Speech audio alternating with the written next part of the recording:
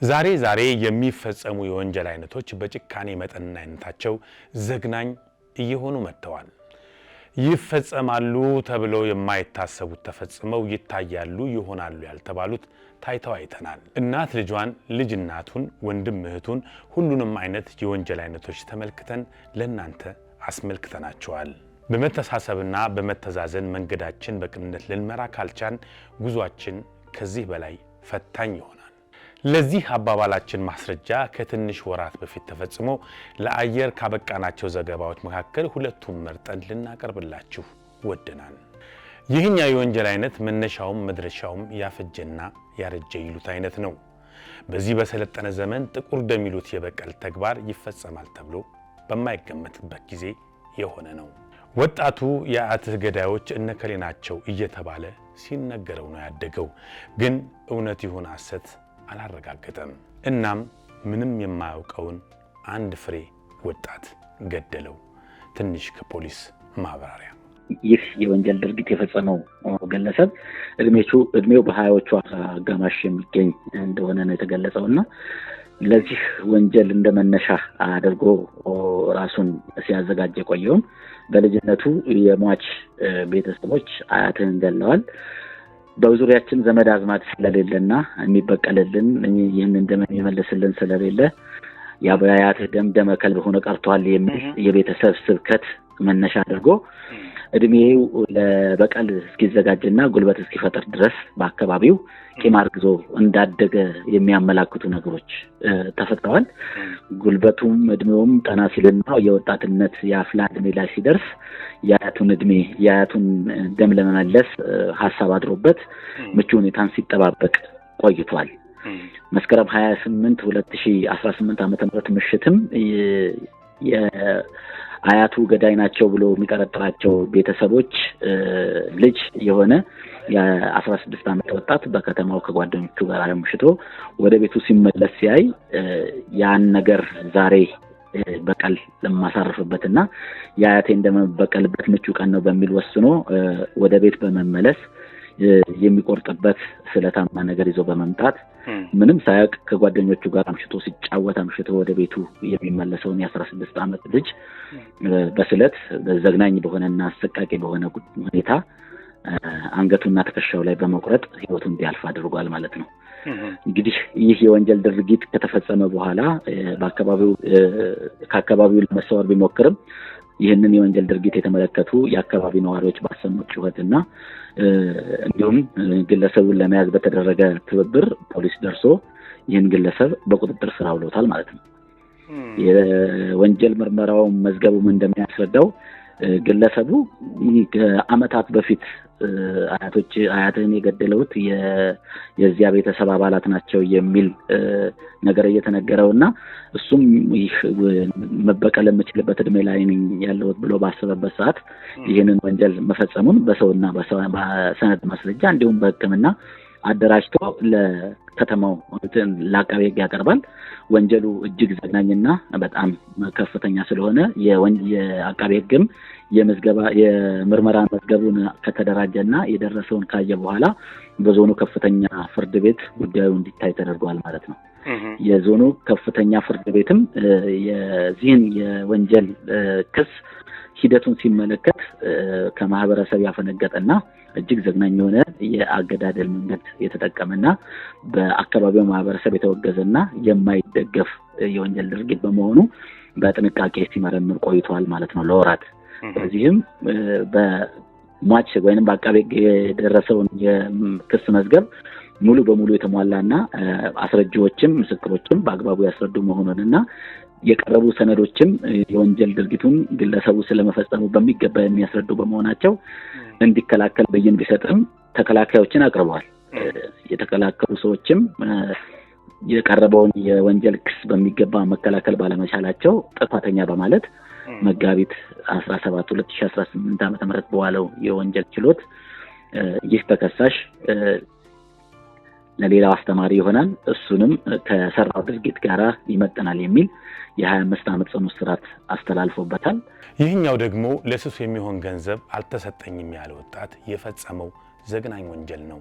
በሱስ የናወዘው ወጣት የተወለደበትን ማህፀንና የጠባውን ጡት ከልቶ ወላጅ እናቱንና የእናቱን ልጅ እህቱን በአሰቃቂ ሁኔታ ገሎ ተፈርዶበታል። ከእናቱና ከእናቱ ልጅ ሱስ በልጦበት ሁለቱንም በአንድ ቀን በስለት ገሏቸው ብዙዎችን አሳዘነ። ወጣቱ በፖሊስ ተይዞ ተጠየቀ። ለሱስ የሚሆን ገንዘብ ስላጣሁ ገደልኳቸው ብሎ ለፖሊስ መልሷል። ጥቂት ሐሳቦችን ከፖሊስ እናስደምጣችሁ። ድርጊቱ የተፈጸመው ጥር 9 ቀን 2018 ዓመተ ምህረት ነው። እንግዲህ ልጅ ለወላጅ እናቱ የገንዘብ ጥያቄ ያቀርባል። እንደ ትላንትናው ገንዘብ ተሰጥቶት ነበር። እናት እኔ በየቀኑ ምሰጥ ገንዘብ የለኝም ስትለው አንስቶ ያስፈራራታል። እንግዲህ እናት ይጨክልብኛልም አላለችም። አሁንም ደጋግሞ ያስጠነቅቃታል። የቤቶቹን በሮችም ይከረችማል። ከዛ በኋላ ስለት ይዞ ሲጠጋት አልጠረጠረችም። አንገቷን፣ ደረቷን እንደገና ሲይዛት ዞር ስትል ጀርባዋን በመውጋት ከወደቀች በኋላ ጡቷን ቆርጦ ለህልፈት እንደዳረጋት ነው የተነገረው። ሌላው የእናቷን በስለት መተልተል የምትመለከተው የ16 ዓመት ታዳጊ እህቱንም ጭምር ስለጮኸች ጩኸት ስላሰማች እሷንም ሁለት ቦታ በመውጋት ልቧ አካባቢ በመውጋት ስለት ሁለት ጊዜ ወጥቶ ለህልፈት ዳርጎ እንግዲህ ይህንን ወንጀል መፈጸሙ የሰማው ፖሊስ በተከሳሹን ፈጥኖ ወደ አካባቢ በመድረስ ምርመራ አጣርቷል። ምርመራ ካጣራም በኋላ እንግዲህ አቃቤ ሕግ በተከሳሹ ላይ የፖሊስን የምርመራ መዝገብ ተቀብሎ ክስ መስርቶበታል። ክስ ተመስርቶበታል። የሀዲያ ዞን ፍርድ ቤት መጋቢት 10 ቀን 2018 ዓመተ ምህረት በአሳላዊ ወንጀል ችሎት በተከሳሹ ላይ የሞት ቅጣት ውሳኔ ሰጥቷል ማለት ነው። የተያዘው እህት ስለጮኸች ጩኸት የሰማ አካባቢው ሰው መጥቷል፣ ይዟል፣ ለፖሊስ አስረክቦታል ማለት ነው። እናቱና እህቱ ወዲያው እዛው ነው ህይወታቸው ያለፈው። ወዲያው ሁለቱም ተጎጂዎች ለሕክምና እንኳን ሳይበቁ ነው ህይወታቸው ወዲያው ነው ያለፈው።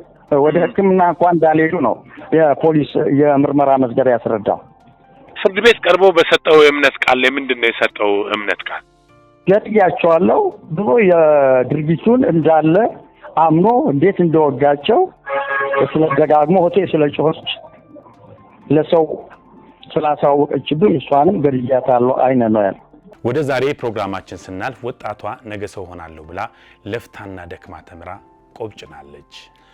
በተማረችበት ስራ እስክታገኝ ቀን እስኪወጣ የመስተንግዶ ስራ እየሰራች ነገን በተስፋ ትጠብቅ ነበር። ወጣቷ በባህሪዋ የተመሰገነች በመንፈሳዊ አገልግሎቷ ብርቱ እንደነበረችም ፖሊስ ይናገራል። አንድ ምሽት መንፈሳዊ አገልግሎቷን ፈጽማ ከአዳራሽ ወጣች። ጊዜው ጥቂት መሽቶ ነበር። ወጣቷ ሞባይሏን አውጥታ ማውራት ጀመረች። ገዳዮቿ ስልኩን አዩና ወደ እሷ ተጠጉ። ምሽቱ ለአይን ያዝ አድርጓል። ወጣቶቹ ስልኳን ለመንጠቅ በአሰቃቂ ሁኔታ አንገቷ ላይ በስለት ደጋግመው ወጓት። ሩቅ አስባ ጉዞ የጀመረችው ወጣት ሳይታሰብ ድንገት በጩቤ ተወግታ ሕይወቷ አለፈ። መተዛዘናችን እየጠፋ ፖሊስ ዝርዝሩን እንዲህ ይናገራል። ጤና ይስጥልን ኮማንደር፣ እስቲ መጀመሪያ እንተዋወቅ። አብሮ ይስጥልን። ኮማንደር ክብሩ አዳል እባላለሁ ከአርባ ምንጭ። ኦኬ፣ አመሰግናለሁ ኮማንደር። እና አሁን የደወልነው በቅርቡ ያስወሰናችሁበት አንድ ሞባይል ንጥቂያ ላይ በጣም በሚያሳዝን ሁኔታ ለሞባይሉ ሲል ስለተገደለች ወጣት ለማውራት ነውና እስቲ ጠቅለል ብሎ ወደ ዋናው ነገራችን ከማለፋችን በፊት የልጅቷ ባህሪና ኑሮ አጠቃላይ ስታተሷ ምን ይመስላል እስቲ ግለጹልኝ።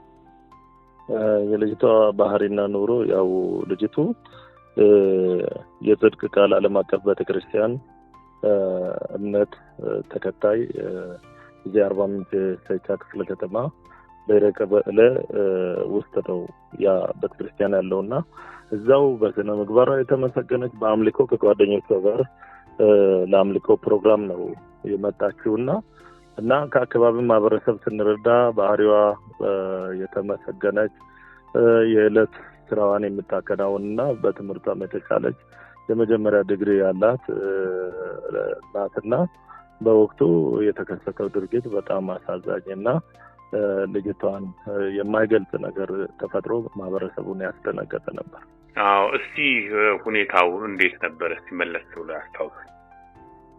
ሁኔታው ማለት በየካቲት ወር ውስጥ ነው። በ22/6/2018 ዓ.ም በግምት ምሽት ወደ 2 ሰዓት ገደማ ነው። ቦታው ያው አርባ ምንጭ ከተማ ሴቻ ክፍለ ከተማ በረ ቀበሌ ልዩ ስሙ የጽድቅ ቃል ዓለም አቀፍ ቤተክርስቲያን ግቢ ውስጥ ነው።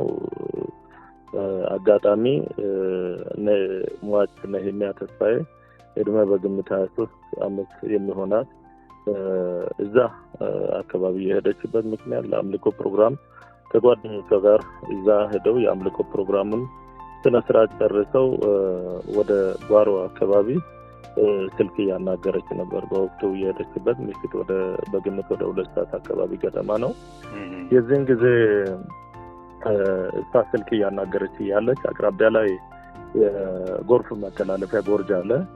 በዛ ውስጥ የመሰጉ 2 ግለሰቦች ነበሩ። አንደኛው ያው አሁን በነፍስ ግድያ የተጠረጠረ ውሳኔ ያገኘ አቶ ማሙሽ ማርቆስ አንተ ይባላል። እድሜው በግምት 28 አካባቢ ነው። ያው አድራሻ ነዋሪነቱ ሴቻ ዶይሳ ቀበሌ ነዋሪ ነው። ይህ ግለሰብ ከጓደኛው ጋር ለጊዜ አንድ ተጠርጣሪ ያልተያዘ ጋዛ ተብሎ የሚጠራ ጋር በመሆን ወደዛ አካባቢ ሄደው ልጅቱ ስልክ ያናገረች ያለ ስልኳን የመቀማት ተግባር ይፈጽማሉ። ስልኳን ስትቀማ ያንን ስልክ ለማስጣል ብቻዋን ነበረች። አጋጣሚ ስትታገል ያሁኑ ታራሚ ወይም ከዚህ ቀደም ተጠርጥሮ የተያዘው ማሙሽ ማርቆስ የተባለው ስልኩን ለማትረፍ የምትታገለው ልጅ ወደ 5 ቦታ አካባቢ ላይ ወቅቱ ጉዳት ሲያደርስ ባሰማችው ድምጽ ያው የጮህት ድምጽ አቅራቢያ ላይ የጽድቅ ቃል ዓለም አቀፍ ቤተክርስቲያን ጥበቃ አቅራቢያ ላይ የነበረው ድምጹን ሰምቶ ከትንሽ ራቅ ካለበት ስፍራ ምን ተፈጥሯል እያለ እየሮጠ በሚመጣበት ሰዓት በዛ አካባቢ የነበረውን የተፈጠረውን ክስተት አላወቀም። የሰው ድምጽና ማለት የሰው ኮቴ ይሰማና የምሮጥ ሰው ያያል። ይህ ሰው ቆም እያለ ሌላውን ማህበረሰብ ይጠራል። በዛ አጋጣሚ ሊያመልጥ የነበረው አንደኛው አሁን የተያዘው ተጠርጣሪ ጢካ ውስጥ ይደበቃል። ያንን ከማህበረሰቡ ጋር ይዙና ለፖሊስ ይደወላል። ፖሊስ በዚህን ጊዜ ያው በቦታው ፈጥኖ ሲደርስ ምንድነው የተፈጠረው የሚለውን በሚያረጋግጥበት ሰዓት ልጅቱ ያው የተወጋችው አቅራቢያ በነበረው ገደል ላይ ወድቃ በመገኘቷ ቦታን ለማትረፍ ልጅቱን ወደ አርባ ምንጭ አጠቃላይ ሆስፒታል ፖሊስ ያደርሳል። ተጠርጣሪውን በህግ ቁጥጥር ስር ያደርገዋል። ያልተያዘውን ተጠርጣሪ ፍለጋ ይጀምራል። በዚህን ጊዜ ተጎጂ ሕክምና ያገኘ ያው ከሌሊት 2 ሰዓት እስከ 6 ሰዓት ባለው ምሽት በግምት ወደ 6 ሰዓት አካባቢ ላይ ህይወቷ ያልፋል። በዚህ አጋጣሚ ከሱ ጋር የነበረውን አካል ሁለተኛ ተከሳሽን ፖሊስ ለማጣራት ጥረት አድርጓል። ነገር ግን ሁለተኛ ተጠርጣሪ የነበረው ግለሰብ ያው በዛ ጨለማ ወቅት የለየው በአካልም ያየው ሰው የለም። ነገር ግን በእንደው ከሱ ጋር የነበረውን አባሪ ለመለየት ከሱ መረጃ መነሻ ተደርጓል። ያው ልጅቱ ብቻዋን ስለነበረች በቦታ ላይ ሌላም ሰው በወቅቱ ስላልነበረ ያኛውን ተጠርጣሪ መለየት ያልተቻለበት ሁኔታ ቢኖርም ያው ምርመራው ከአቃቤ ሕግ ጋር በማድረግ በ23/6/2018 ዓ.ም የምርመራ ቡድን አዋቅረን ምርመራውን ጀምረናል። ከዛ ጋር ተያይዞ ያው በቦታው የነበሩ የኤግዚቢት ማስረጃዎች በጩቤ የወጋት ጩቤው እዛ ቦታ ላይ ወድቆ ተገኝቷል። ከተጠርጣሪው እጅ ሞባይል ስልኳና በአንገቷ ላይ የነበረ ያው ሀብል መሰል ብልጭልጭ ነገር ነበር። እሱንም ያው ከተጠርጣሪው ላይ ተይዟል።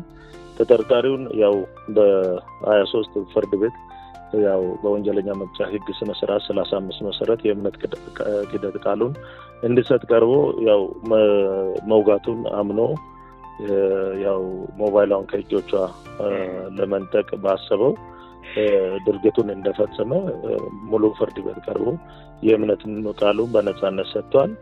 ከዛ በኋላ መነሻ የተደረገው የሰነድና የሰው ማስረጃዎችን በማሰባሰብ የነበረውን ከአቃቤ ሕግ ጋር በማጠናከር እያንዳንዱን የሕክምና ማስረጃ አስደግፈን የሰውን እምነት ክህደት ቃልና እንደገና የሰው ማስረጃ በስፍራው ላይ የደረሱ የሰው ማስረጃዎችን እንደውም ከእጁ ላይ የተያዙ ኤግዚቢቶችን የወጋውን ብላውን ጭምር በማቅረብ ያው በወቅቱ ብዙ ያው ከልጅቱ መልካም ስነ ምግባር ጋር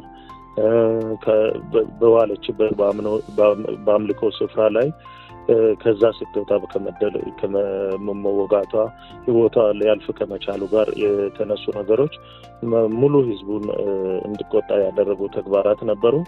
ይህንን ሁሉ በእያንዳንዱ ነገር በህግ ለማስጠየቅ የጋራ ከአቃቤ ሕግ ጋር ጥረት አድርገን ያው የተከሳሽ ወይም የተጠርጣሪው መብት ባልተጋፋበት ሁኔታ ያው ራሱ ስለመፈጸሙ ሁሉ በፖሊስ ማስረጃ በኩል እንዲረጋገጥ የማድረግ ስራዎች ተሰርተው ይህን ድርጊት በፈጸመበት ያው በወሩ ነው በ22 ተፈጸመ። ያው ትናንት በ20 ነው ያው በ28 ቀናት ውስጥ ውሳኔ በፍርድ ቤት ቀርቦ በበቂ ሁኔታ አስረድቶ ያው እድሜ ልክ ጽኑ እስራት ውሳኔ ፍርድ ቤቱ ቅጣት አስተላልፎበታል ማለት ነው። በጣም አመሰግናለሁ። ለአንድ ሞባይል ብሎ የዚችን የመሰለች ህይወት መጥፋቱ እጅግ በጣም ያሳዝናል። እስቲ የተከሳሹ የቀደመ ታሪኩ ምን ይመስላል? በእናንተስ የሚታወቅ ነገር ነበረ?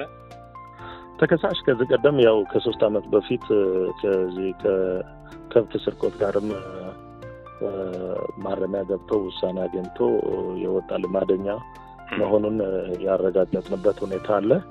በተደጋጋሚ ያው እንዲህ አይነት መሰል ተግባር የሚፈጽሙት ያው ካለመታረም የተነሳ ነውና እንዲህ አይነት ነገሮች ማረሚያ አካባቢም አሁን ማየት የሚያስፈልገው ምንድነው አንዳንድ ጊዜ ከሙክሮ ጋርም ነፃ ከይቅርታ ጋር ተያይዞ የሚወጡ ተጠርጣሪዎች ምን ያክል ማህበረሰቡ ዘንድ አመኔታ ይችላሉ የሚለው ወሰድ ያስፈልጋል። ፖሊስ አካባቢም ደጋጋሚ ወንጀለኞች ሪከርድ ያላቸው ወንጀለኞች እውነት ወደ ማህበረሰቡ ገብቶ ተቀላቅለው ወደ ሰላማዊ ህይወት ገብተዋል ወይ የሚለው ነገር በደንብ ማረጋገጥ ያስፈልጋል። ለምን ከዛ ቀደም በፊት ማስረጃ አጥቶ ፖሊስ ጋር ቀርቦ ያው ማስረጃ ካለመኖሩ የተነሳ በዋስ እንደወጣም የሚያስረዱ ነገሮች አሉ። እንዲህ አይነት ነገሮች ሲኖሩ ግለሰቦች ምን ይመስላል የሚለው ፖሊስ በኩል በደንብ መረጋገጥ አለበት። ህብረተሰቡ በኩልም ልዩ ጥንቃቄ ማድረግ ያስፈልጋል። አንዳንድ ጊዜ ምሽት እንቅስቃሴ ላይ ወደ አምልኮ ስፍራም ቢሆን በየትኛውም ሰው በሚበዛባቸው ቦታዎች ላይ ውድ የሆኑ የአንገት ሀብሎች ይኖራሉ፣ የጆሮ ወርቆች ይኖራሉ፣ ሞባይሎች ይኖራሉ፣ ሰዓቶች ይኖራሉ፣ ገንዘቦች ይኖራሉ።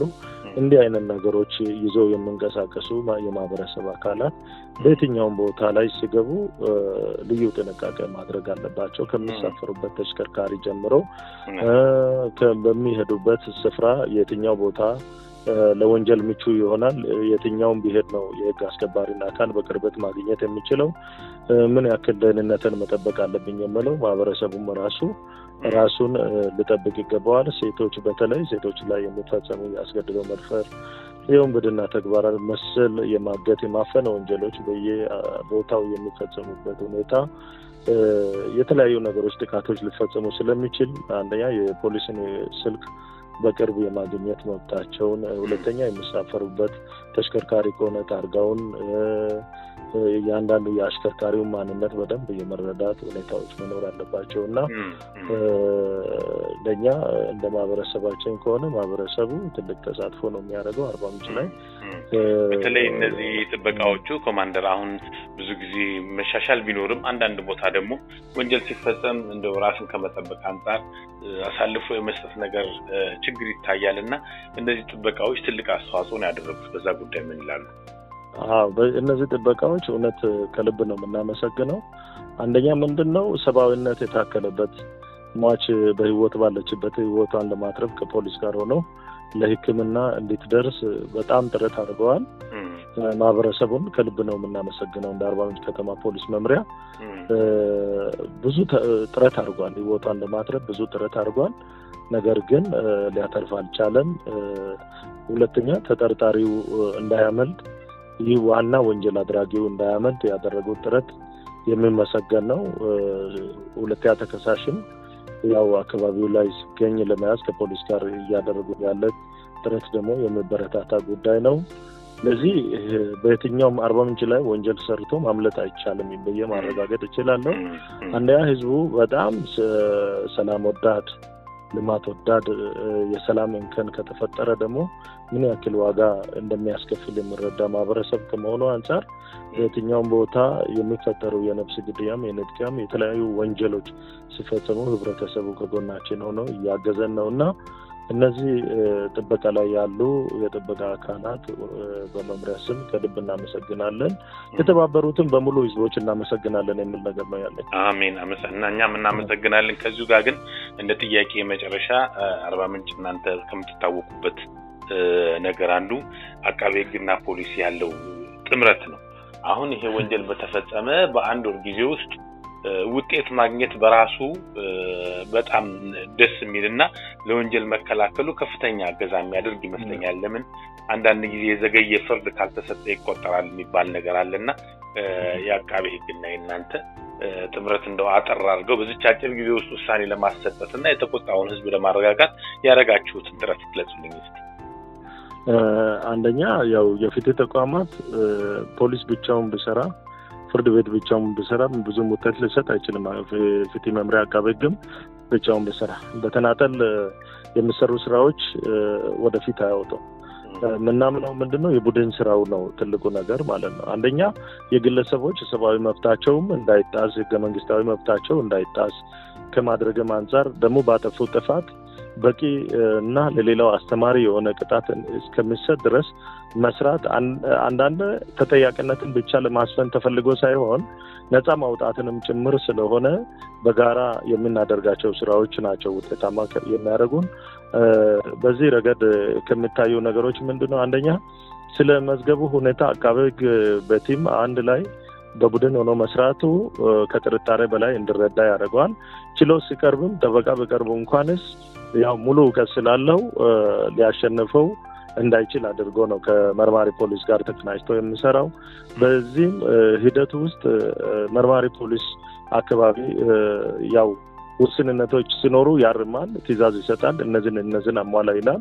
በዚህ ውስጥ ምንም የመዝገብ ክፍተት አታገኘውም። ዋናው የሰነድ ማስረጃን በማደራጀት የሰው ማስረጃን ቀጥተኛ ማስረጃዎችን በማደራጀት እንደገና ለፎረንሲክ የሚላኩ ነገሮችም የቴክኒክ ምርመራ የሚያስፈልጋቸው ነገሮች ካሉ በጋራ በመናበብ እነዚህ በፎረንሲክ ምርመራ ተደርጎ ውጤት መምጣት አለባቸው። የሕክምና ማስረጃዎች ላይ ደግሞ ክፍተት ካለም ሕክምና ማስረጃው ደግሞ በትክክል እንዲረጋገጥ ባለሙያ ራሱ እዛው ሕክምና ማስረጃ ላይ ያረጋገጠው አካል ፍርድ ቤት ቀርቦ አጠራጣሪ በሆነ ነገር ላይ ፍርድ ቤቱን እንዲያስረዳ የማድረግ ስራዎች በጋራ ተቀናጅተን ጊዜን ቆጥበን የምንሰራ ስለሆነ በዚህ ሁለታችን የምናደርገው ቅንጅት ለፍትህ መሳካቱ ከፍተኛ ሚና አለው።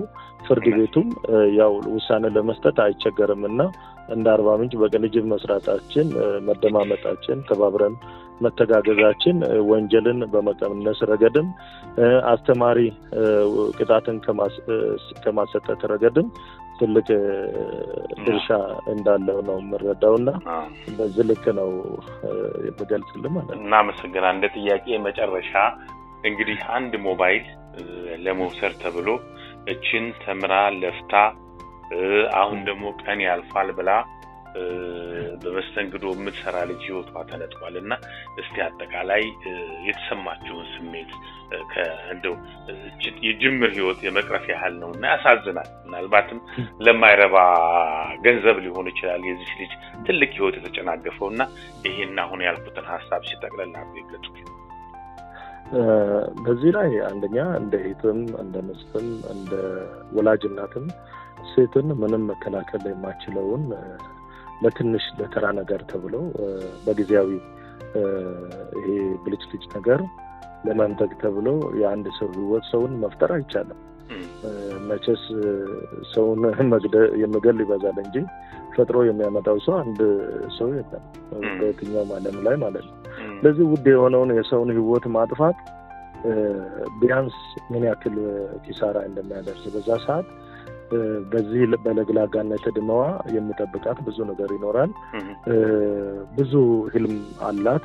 በዚህ ይሄ ህልሟ መንገድ ላይ መቀጨቱ እንደማንኛውም ዜጋ እንደማንኛውም ሰው በጣም ያዘንበት በተደረገው ድርጊት ያፈርንበት ምንም በቃ አንዳንዴ እንዲህ አይነት ነገር ሲገጥም በጣም ሞራልን ይገዳል። ለመስራትም ራሱ ሲሰራው ራሱ ውስጤን በጣም የሚሰብር ነገር ነውና በከተማው ላይ ጥሩ ያልሆነ ጥላ አጥልቶ ነው ያለፈውና ይሄን ነገር እንዲህ አይነት ነገሮች ደግሞ እንዳይከሰቱ ወንጀል የሚፈጽሙ አካላት ራሳቸው ቢያንስ ከእንደዚህ አይነት ነገር እንዲቆጠቡ ቢያንስ ውድ የሆነው የሰው ህይወት እንዳያልፍ ሁሉም ዜጋ ለአገሪቱ አስፈላጊ ነው። ሰው ከጥፋቱ አይማርም ከጥፋቱ አይመለስም ተብሎ አይታሰብም።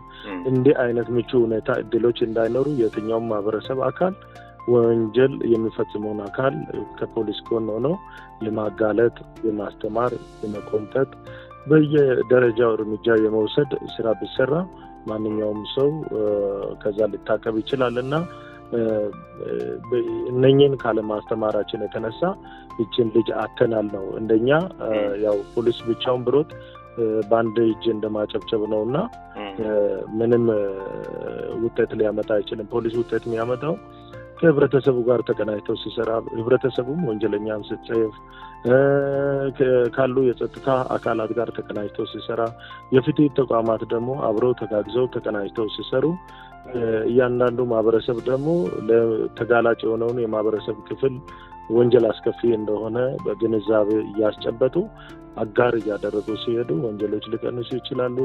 ነገር ግን አዝነናል እንደ ፖሊስ ተቋም በጣም ውስጣችን የተጎዳበት ሁኔታ ነው። እቺን ለግላጋ ወጣት ማጣት በሃይማኖት ተቋማትም ያሉ አካላት በጣም ያዘኑበት ነው። የሀገር ሽማግሌውም ያዘነበት ስለሆነ ያው ከህብረተሰቡ እስከወጣን ድረስ አዝነናል። ነገር ግን ማትረፍ ባለመቻላችን በጣም ውስጣችን ተጎድቷል ማለት ፈልጋለሁ። በጣም ነው የማመሰግነው ኮማንደር። እግዚአብሔር ይስጥልኝ። ታንኪ አመሰግናለሁ። እግዚአብሔር ይስጥልኝ። እኔም አመሰግናለሁ። እሺ